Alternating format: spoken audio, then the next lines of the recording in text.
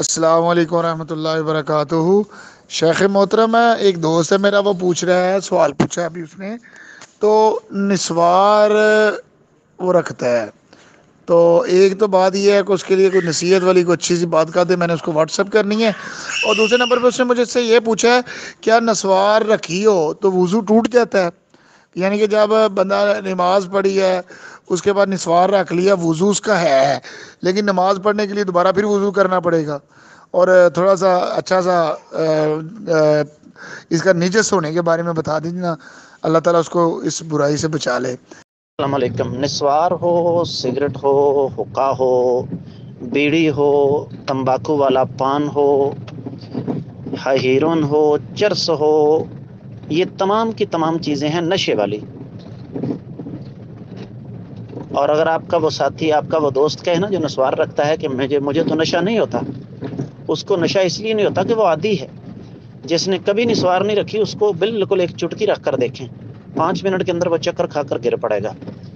تو ہر نشے والی چیز کے بارے میں نبی علیہ الصلوۃ والسلام کا فرمان ہے کل مسکر حرام، ہر نشے والی چیز جو ہے وہ حرام ہے۔ اب حرام چیز منہ میں رکھ کر مسجد میں آنا کیسا ہے، یا حرام چیز کی موجودگی میں وضو ہو جاتا ہے کہ نہیں ہو جاتا، یہ فیصلہ میں آپ پر چھوڑتا ہوں۔ السلام علیکم ورحمۃ اللہ وبرکاتہ۔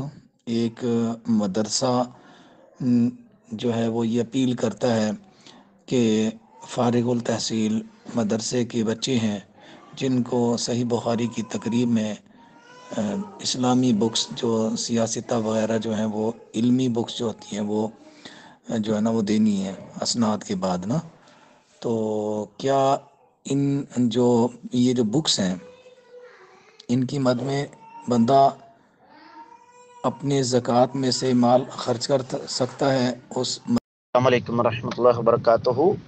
اس میں نا 2 چیزوں کو مد نظر رکھنا ضروری ہے۔ پہلی چیز تو یہ کہ دینی طلباء اور علماء یہ ہمارے پاکیزہ مال کے سب سے زیادہ حقدار ہیں۔ زکوٰۃ کی بجائے عطیات کے ساتھ ان کی مدد کرنا زیادہ بہتر ہے۔ پہلی چیز تو یہ ذہن میں رکھیں۔ دوسری چیز یہ ہے کہ بعض مدارس ایسے ہیں، میں سب کی بات نہیں کرتا، ہم بھی مدارس میں پڑھے ہیں، بعض مدارس ایسے ہیں جن کے محتممین بذات خود تو بڑی بڑی قیمتی گاڑیوں میں گھومتے ہیں، 3 منزلہ کوٹھیوں میں رہتے ہیں، اور ان کے گھروں کا خرچہ بھی ماہانہ 1.5-2 لاکھ روپے سے کم نہیں، لیکن جب ادارے کی باری آتی ہے تو وہ ڈونیشن کی بنیاد پر اپنا خرچہ تو چلا لیتے ہیں، بچوں کے لیے پھر منتیں کرتے پھرتے ہیں۔ 2 باتیں ہو گئیں۔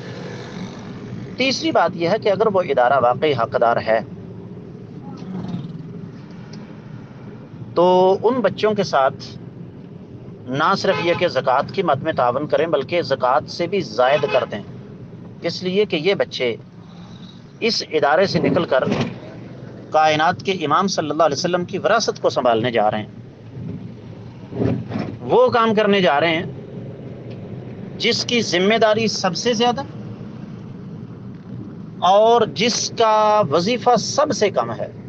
آپ کے علم میں یہ بات ہونی چاہیے کہ پورے پاکستان میں سب سے زیادہ مشقتی کام علماء کا ہے اور سب سے کم وظیفہ ان کا ہے، تو ایسے موقع پر ان کی حوصلہ افزائی ہونی چاہیے اور بعد میں بھی یہ سلسلہ جاری رہنا چاہیے۔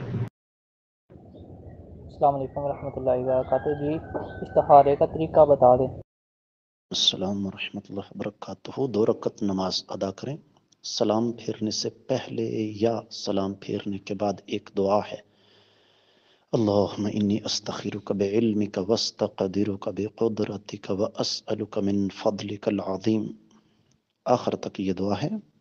اور یہ دعا آپ نے جب پڑھنی ہے تو پھر اپنے ذہن میں وہ کام رکھنا ہے جس وجہ سے آپ استخارہ کر رہے ہیں۔ اس کے بعد اللہ تعالیٰ کی طرف سے 2 کام ہوں گے۔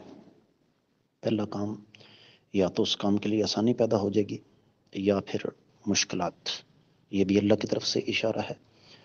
دوسرا کام، اس کام کے بارے میں دل مطمئن ہو جائے گا یا دل مطمئن نہیں ہوگا، یہ بھی اللہ تعالیٰ کی طرف سے اشارہ ہے۔ السلام علیکم. اور دوسرا یہ کہ آپ کے جمعے کا خطبہ کیا آڈیو میں یا ویڈیو میں مل سکتا ہے؟ یوٹیوب پر اویلیبل ہے؟ کوئی چینل ہے تو وہ رہنمائی کر دیجئے. جزاک اللہ. السلام علیکم ورحمۃ اللہ. ایڈمن ایوب صاحب سے رابطہ کیجئے، وہ انشاءاللہ آپ کو میرا جمعے کا خطبہ دے دیا کریں گے. السلام علیکم. سر میرا ایک کویشچن ہے چھوٹا سا. کیا اذان کا ٹائم ہو گیا ہے، مؤذن ابھی تک مسجد میں نہیں آیا، آپ اذان دے سکتے ہیں؟ وہ مقرر مؤذن ہے. سیم ایز جماعت کے بارے میں بھی کیا حکم ہے؟ ٹھیک ہے، جماعت کے لیے تو سمجھ آتی ہے، ہم 2-4 منٹ اس کا ویٹ کر سکتے ہیں کیونکہ وہ مقرر مؤذن ہے. کیا سیم اذان کا بھی ایسے ہی ہے، ہمیں اس کا ویٹ کرنا پڑے گا؟ السلام علیکم ورحمۃ اللہ. جس کی ذمہ داری ہوتی ہے نا کسی کام پر، یہ ذہن میں رکھیں کہ وہ بھی انسان ہے، اور جب تک ہم انسان ہیں ہمارے ساتھ چھوٹے موٹے مسائل چلتے رہتے ہیں. آپ کے سوال کا آدھا جواب تو آپ کے سوال کے اندر ہی ہے کہ جب آپ امام صاحب کا انتظار کر سکتے ہیں 2-4 منٹ، تو مؤذن کا انتظار بھی کرنا چاہیے. تو اس لیے آپ کسی بھی مؤذن کا 2-4 منٹ انتظار کریں. اگر وہ وقت پر پہنچ جائے تو بہت بہتر، اور اگر فرض کیجئے 5 منٹ تک کی تو گنجائش ہونی چاہیے نا، کہ 5 منٹ کے اندر اگر مؤذن نہیں آتا 5 منٹ کے بعد، تو پھر آپ اس کی جگہ اذان کہہ سکتے ہیں.